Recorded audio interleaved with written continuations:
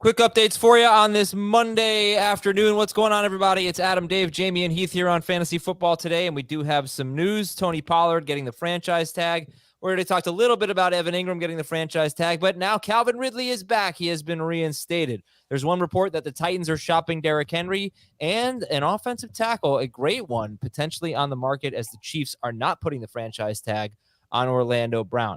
All right, let's go through it here. And Dave, what is the biggest news that you see here? Pollard getting the tag, the Jaguars passing game, Derrick Henry potentially on the market here, or the Chiefs not putting the tag on Orlando Brown? From the fantasy perspective, it's got to be Derrick Henry getting the tag because this is somebody that we were taking in round one many, many years. This year, he's probably going to go in round two. He already has turned 29 years old. And I think there'd be interest in him no matter what team he plays on. But where could he go? And should the Titans even do it? To me, that's the most interesting one of them all. Dave breaking his own news. What? Derrick Henry getting tagged. I said tagged? My bad. I don't think that's going to happen. The cut will happen. I'm very tired. They wish they could tag him. I just don't know. Like I would think they want to tag his luggage. I would think they're going to have to eat salary if they want to trade him. It's not that much salary. I mean, it's $10 million in dead money if they. What's his cap number? I don't know. But if they keep him, it's the cap number is $16 million. I mean, it's a big cap number. Another great year, but not overall. But you should be excited because all these guys getting traded are going to the Chiefs. Yes, well, the only one that's getting traded to go to the Chiefs is DeAndre Hopkins, not Derrick Henry. Let me ask you this about Derrick Henry: do you want to see him on another team, or do you want to see him with the Titans? Do you want to see Derrick Henry on another team? Is that what you asked? Yeah. The answer is yes. No, I think the Titans would be his best scenario. But, I think if, let's just say the Chiefs would like to bring in Derrick Henry, that'd be fun. The Dolphins would be fun. But no, the Titans make the most sense. First fantasy value. Yeah, I think maybe I can't think of anybody that'd be better because I don't know of anybody who would give him the number of touches the Titans have. But the Panthers might. How's it going? Panthers might, and they're an ascending Giants? team. They just need the quarterback. I thought about the Giants as a good one. What about the Raiders as a good one? If you're going to bring up the Giants, you got to bring up the Raiders. Well, the Giants might not be able to keep both Daniel Jones and Saquon Barkley, and according to Dan Inchnier, they're keeping Daniel Jones. But I think if the Raiders don't tag Josh Jacobs, that's an interesting one for sure. How about Cincinnati? Yeah, I just don't like. I would definitely not want to pay Derrick Henry $16 million instead of paying Josh Jacobs $10 million. I would much rather just draft a rookie. Right. I'm sure. Yeah. Schaefer also bringing up the Eagles and the Ravens as possibilities, but let's move on to another news item. Eagles would be great too. Let's talk about that's the winner. That's got to be the winner. What? No, it's not the winner. No, Philadelphia is a bad place for running backs to go. They don't get thrown to enough. They use a committee. Oh, because Derrick Henry's so right, exactly. And Jalen Hurts steals goal line touchdowns. Not anymore. Not if Derrick Henry's there. Oh, really? Jalen Hurts would yes, not. I can't imagine though Howie Roseman is trading for a running back. He's too smart for that. Not unless it's like a 5th round pick. It's got to be like the cheapest compensation possible. Man, I mean, the Titans are honestly a great spot for him. They give him the ball so much, as Heath said. But let's see. It's one report saying that they're shopping him. We'll see what happens. Tony Pollard got the franchise tag. Here's a stat: 5 carries from Tony Pollard from the goal line, from 2-yard line or closer, and he scored on 2 of them. Ezekiel Elliott had 11 carries from the 2-yard line or closer, and he scored on 8 of them. And Zeke I watched all those 11 carries. He was legitimately really good in that role. Is that the only question we have about Tony Pollard? What questions do we have, Heath, about Pollard? And can he be good at the goal line? One of them for you? Will they give him the goal line carries more so? I'm not ready to say that he's not. I don't think it's an enough opportunities to say that he's bad at it. But will they give him those opportunities? And really that leads into the other question is, like, we've seen Josh Jacobs handle 300-plus touches. We've seen Derrick Henry handle 400-plus touches. The question is, if they decide to cut Ezekiel Elliott, can Tony Pollard actually be a feature back for 17 games? Or even a 280 touch back for 300 games? Well, I mean, you know what the offense is trending toward now with what they did with moving on from Kellen Moore and Mike McCarthy's comments at the NFL Combine, where they want to be more run heavy and ball control and help the defense out and everything that he said. And so I can't imagine that it's just going to be Tony Pollard without some semblance of help. And so it's just a matter of, is it another player brought in, or is it retaining Ezekiel Elliott? Now, you're getting a lot of different reports today based on the Pollard tagging about where Zeke now stands with the Cowboys. And at what point, if they are going to release him, do they release him to give him an opportunity, maybe find another place to play? Or does he stay in Dallas at a lesser price? Because I don't think they want to spend as much money on their running backs as they're going to. So Ezekiel Elliott is not playing under the same deal that he has right now for 2023. So it's just a matter of whatever this decision comes down to. I would guess that if you're going to make this move to franchise tag Tony Pollard, you're probably saying goodbye to Ezekiel Elliott and maybe bringing in a rookie to eventually take the job, because that's kind of been their MO. Remember with DeMarco Murray, it was run him into the ground and then say goodbye. They did that with Ezekiel Elliott. They ran him into the ground and then it's time to say goodbye. And so Pollard could be the bridge to whoever's next. But I don't think now that they spend a first-round pick or an early-round draft pick on a running back, because that would probably be, again, investing too much capital in the position. But clearly they're going to run the ball. It's probably going to be some sort of two-headed backfield there. Whoever is going to be there with Pollard, that will kind of determine, I think, at least for me, how high I'll draft Pollard. But he's probably a second-round pick now. Yeah, Dave, what do you think them using the franchise tag on him? Which, by the way, just a reminder, I said it on the earlier show. I also made a mistake on the earlier show today that I want to correct. But just a reminder that you can put the franchise tag on somebody now. You have until July to have this exclusive window to sign them to a longer-term deal. So it doesn't mean he's going to be playing on the franchise tag, but it does mean he's going to be a Dallas Cowboy. So what do you think it means about Tony Pollard's role that they did put the franchise tag on him? I mean, you're seeing the Raiders doing it with Jacobs potentially. The Giants might do it with Barkley. This is a big deal for a guy who's never really been a feature back. What does it say to you about how the Cowboys are going to use Pollard this year?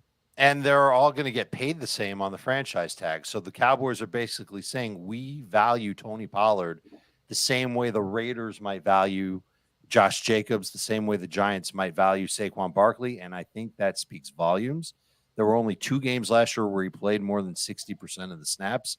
I think that goes up. I think that he will be, at worst, the 1A running back for the Dallas Cowboys. I think it's a good spot for him to be in. Just because Kellen Moore is in there doesn't mean they're not going to throw to him, although that reception number could come down a little bit. And he only had 39 last year, so that's a little scary. And I'm worried about pace of play for the Cowboys. I think they're going to try and be a slower team, because what I read into McCarthy's comment was that he wants to run more just so that the defense can get some rest.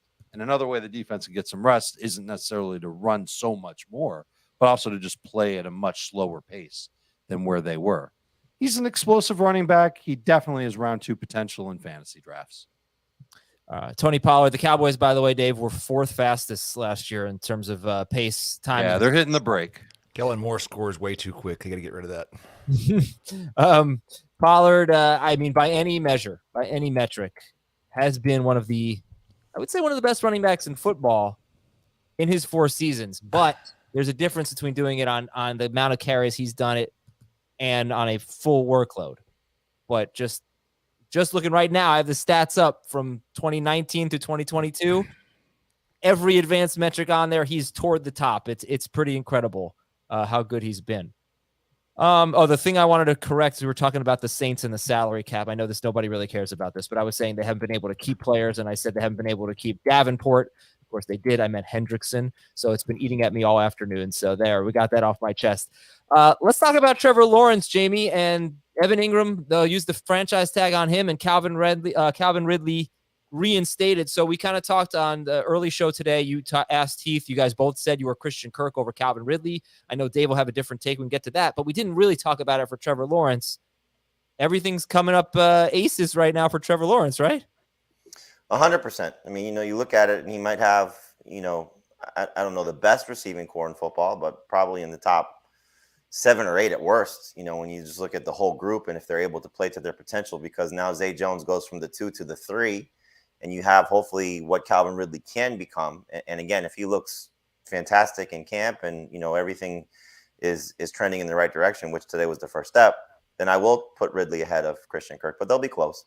I think it's an unbelievable group, and he certainly took the strides that you wanted to see with a better coaching staff and how he developed as the season went on. I hope to see more of Travis Etienne at the backfield as well, but this is a team that has an opportunity to be one of the better offenses. It's one of the better play callers. I do like the report. I'm sure Heath likes it as well, that Doug Peterson was giving Andy Reid some crap about stealing his plays in the Super Bowl. The 2 touchdown plays to Kadarius Toney and Sky Moore. He said he stole them from me. So, I think Doug Peterson is going to just continue to unlock the potential of Trevor Lawrence. And now the receiving core is, again, as good as you can find. So, he's now in that, potential top 5 group. I don't think anyone's going to draft him as a top 5 guy, but, number 6, number 7, he's right there in terms of fantasy quarterbacks. Dave, you're on team Calvin Ridley over Christian Kirk, right? He averaged 14 PPR points per game in 2021. He didn't play that whole season. The year before that, 18.5 PPR points per game. Mind you, he was sharing for chunks of those season with Julio Jones. He was top 6 in targets per game, top 24 in PPR points per game in 2020 and 2021. The only way he doesn't, I don't know about the top 6 in targets, but he's going to get a lot of targets. The only way he doesn't come through is at least a good fantasy wide receiver is if there's just too many mouths to feed in Jacksonville. And that's got to be a consideration to a degree because they've got Kirk, they've got Zay. Evan Ingram's going to be back. Jamie talked about Travis Etienne. Maybe he catches a few more passes out of the backfield. But I think this is going to be a pass-heavy offense again. Trevor Lawrence was 7th in pass attempts overall and top 10 in yardage, top 10 in touchdowns. He's got that touchdown rate that could go up a little bit more. I like where that can go. And the deep rate could go up a lot more. And I think Ridley can fill those roles and help not only just be like the number 1 receiver for Jacksonville, but help them attack further downfield. Yeah, Heath, were you going to say something? Because Dave, I would like you to address also Ridley versus Kirk because I understand what you're saying about Ridley, but Heath, go ahead and discuss that because I don't think that's the only. I just think we have to also accept the possibility that Calvin Ridley might not be who he was 2 years ago, and he definitely might not be that guy for the first half of the season. We just saw Deshaun Watson, who was one of the best young quarterbacks in the NFL, look like one of the worst quarterbacks in the NFL the second half of last year. So it's possible that Ridley is exactly who he was, but he's 28 years old and hasn't played football for almost 2 years by the time the season starts. If he's who he was, then I definitely think he'll be better than Christian Kirk. I think there's a pretty big difference between the best of Calvin Ridley and the best of Christian Kirk. But Kirk already has the year rapport with Trevor Lawrence, and Ridley has a lot of unknowns around him right now. All that's true, except for one thing. When Deshaun Watson went to Houston or to Cleveland, he was there for a while. He was there for training camp, and then he couldn't be with the team for like the first 10 weeks of the season, something like that. So I don't know what that kind of did to him. Calvin Ridley can go to the Jaguars building today. He can go into his locker. He could put his, his clothes in there, his cleats in there, and he can start throwing with the team. He'll be a part of their OTAs. He'll be a part of their training camp. So I'm less worried about that, but that is something that we do have to keep in mind. So let's see what he looks like when training camp comes around. Let's see what the reports are like. Maybe we'll catch a glimpse of him in a preseason game. For now, I've got him as a low-end number 2 wide receiver, banking on him getting back to a degree of where he was in Atlanta. It's not the exact same role, but I still think he's got a chance to outperform that, which is why I'm happy to take him in early round 5. Christian Kirk, I also have as a number 3 receiver. I don't hate Christian Kirk. I'd just rather have Ridley because I think he's got more upside. I think if you're looking at it from what the ceiling could be for both, based on where they'll play, to me, Kirk is Godwin and Ridley's Evans. I think Kirk will end up having more targets and more receptions. I think Ridley will be more of a downfield threat and have more yards and hopefully more touchdowns. I think both could be very successful. Both could be very good fantasy options. But I think based on where Kirk will line up, based on as he said, the rapport that those guys have already established, I think the targets and catches should favor Kirk. It's just a matter of who will find the end zone more and who will be racking up more yards. Does that make him less explosive on a per catch basis, James? I mean, I don't really care about that for fantasy. I think, from the perspective of who'll be more explosive, it should be Ridley. So, right. if he's Ridley, and again, there is that risk of, what kind of player were they trading for and what kind of player were the Falcons giving up? Now, there's a lot of escalators in terms of what the incentives will be. If he gets a new contract, plays a full season, there's all it could go from a 5th round pick to a 2nd round pick. So obviously the Falcons are hoping that he's still a successful enough player that they're going to get some pretty significant compensation in return, and the Jaguars get the player that they're hoping for. So I think it was a great gamble on both sides, but the Falcons giving up on such still a relatively young talent, for the off-field transgression, which I think we all would agree is very minor, is a little bit somewhat of a concern, because again, what are you giving up to get back in return? And so there's a lot that still has to get back to Atlanta, I think, to make this trade what they hope it can be. So I still hope, again, he's that type of player and he can prove it. And I just have to, in my continued fight against Eric Bieniemy erasure, Doug Peterson, Eric Bieniemy stole those plays from you and was the one who suggested them the night before the Super Bowl, according to Chad Henne. He just doesn't get credit for anything. Well, I think Andy Reid told Eric Bieniemy to. Trevor Lawrence, by the way, were they pass heavy? You know what? Interesting trend here. Only 25 touchdowns for Trevor Lawrence. They were 16th in pass rate for the season, but when they got close to the end zone, that pass rate went down. They were 20th in red zone pass rate, 23rd in green zone pass rate, 21st in pass rate inside the 5-yard line. So I'd like to see Trevor Lawrence with a few more pass attempts near the end zone. That's definitely something. I looked at the 5 years that Doug Peterson was in Philadelphia. It was an inconsistent thing. Some years 26th in pass rate inside the 5-yard line. A couple years he was 7th. So I would expect more pass attempts near the end zone for Trevor Lawrence next year. Just law of averages, I think he'll go up. Real quick break here. We'll come back. We'll talk about the Chiefs in just a second. Join our bracket challenge. Link is in the episode description, and you can scan the QR code if you're watching on YouTube. Join that, baby. Let's do it, and we'll be right back on Fantasy Football Today. All right, I think we're going to wrap it up here with a little bit of Chiefs talk, not bringing back Orlando Brown, who becomes – don't phrase it like that. Yep, sorry. Not putting the franchise tag on him. Right. He becomes one of the best free agents available. If he gets to free agency, though. They can still sign him before Tuesday. Okay, right. Next Tuesday. Right. So that is an interesting development. And then Heath, what are all the DeAndre Hopkins rumors? Heath, Chiefs insider, Chief Cummings. No. What's going on? No, DeAndre Hopkins is just one of the players. It's kind of a meme on Twitter right now. He is one of the players who is being shopped or was being shopped apparently, and I think is probably expected to be traded. And he had made a comment the day after the Super Bowl about how special Patrick Mahomes was on social media, and so there was just a little bit of back and forth on that. I don't think necessarily that. I think the Chiefs are clearing up a lot of room. They also cut Frank Clark, so we'll see what they do. Did it come with the hashtag no bleep? Yeah, right. I think I also tweeted something about Patrick Mahomes after the Super Bowl. The Chiefs will not be trading for you. No, I didn't expect that. I guess I forgot to ask you, what'd you think of Travis Kelce on SNL?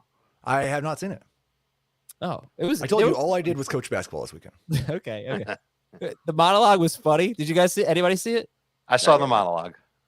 He said something like, "I'm such an eloquent, speech giver." Or something. Right. Watch me pump up my teammates. They go to a clip of him on the sideline going, more. It was very fun. And a couple of the commercials he was in were decent as well. Like the SNL commercials. All right. Anything else, guys? Anything you want to talk about? Or we'll have plenty more content throughout the week. We're good, but this is the exciting time of year. So I'm psyched. Yeah, it's good stuff. And we'll see what happens with Daniel Jones, Lamar Jackson, Saquon Barkley. Got a lot more to talk about. So stay tuned. Giants Day on Tuesday, baby. I hope so. I'm looking forward to it. I already got my Daniel Jones stats. Been working on my Daniel Jones. What's your hope entering tomorrow? What's the with those two players? What is the thing that you hope happens tomorrow? Yeah, long-term deal for Jones coming in around 38 to 40 million per year, and I guess franchise Barkley. Yeah, that'd be great. You say that, but then you make fun of every team that commits to running back. So you're saying just a 1-year franchise? No, I think for where Saquon's at right now, I think the franchise tag. I love what these teams are doing. Don't give them a long-term deal. Make them prove it for another season, and then let them walk. So, at what point do great high school and college football players start refusing to play running back?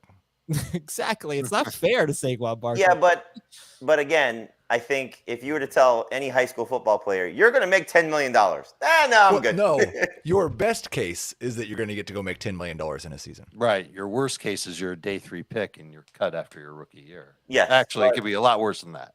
but Your worst case scenario is you tear your ACL in college and you never make it back anywhere.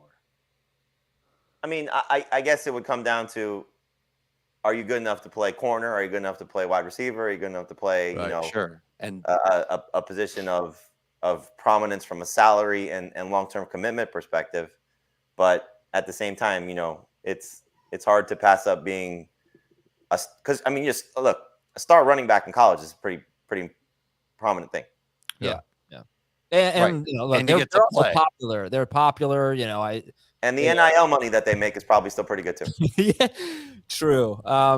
It's not fair to Barkley. I say sort of facetiously. He's obviously financially secure, but he deserves more than a 1-year, roughly $10 million contract. They all do. Yeah. This is team versus player. If you're a pro player, which obviously I think most people that play fantasy are, you want to see these guys get rewarded for it. I mean, they've helped you in being selfishly as your fantasy manager. They've helped you, hopefully win your fantasy league. But, from a team perspective, if you're a fan of the team, the last thing you want to do is see these teams invest in that position because it just doesn't pay off. Is it a little unfair? I wish I knew, when did Zeke sign his second deal? See if I can find it. He was 'cause 25. I feel like he's been 2019, I think it was. I mean, if that's the case, then he's been pretty good for the contract. I think McCaffrey's been pretty good for the contract. Derrick Henry's been good for his contract. I think it's a little unfair to say they're all bad deals. I feel like those guys have come through. But it's not necessarily bad deals. It's just bad deals for the team because, you're investing in a position that's taking money away from those players. As great as they are with today's NFL, they're just not leading to successful finishes for those teams. Now granted, you could say McCaffrey, bad luck because Purdy got hurt. They win that game. Do they beat the Chiefs? Who knows? So hard to say. But, I think any team that's looking at, okay, we're spending money now on a running back. Do you feel like any of those teams are going to be Super Bowl contenders? Maybe one, maybe two, as we dissect it. But like the Chiefs get Derrick Henry and keep him at the same contract. You're not going to say they're not a Super Bowl contender, right? Or they sign Miles Sanders, or they, somehow get their hands on Josh Jacobs or something like that. Saquon Barkley. You're not going to say they're not a contender, right? But but they could have Isaiah Pacheco at running back in their Super Bowl. Exactly. Yeah. Exactly. Right. Well, how many teams? Okay, so have a then second contract to a running back and already have a great quarterback. It's right. Like you can get away with the 49ers, for example, if Trey Lance or Brock Purdy hit because they're on a rookie deal.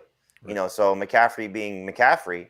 And again, he's a little bit of a different case because he's not your traditional running back as we think of it. So it's a little bit different. But I think if you were to pay Derrick, if you were to pay Josh Jacobs or pay Saquon Barkley or pay Miles Sanders or any of these guys that are free agents now, or Dalvin Cook gets released and gets another deal, I don't think anybody's looking at that and saying, okay, that team just automatically became that much better as a Super Bowl contender. They probably got better, but are they automatically now in the hunt if they don't have the quarterback?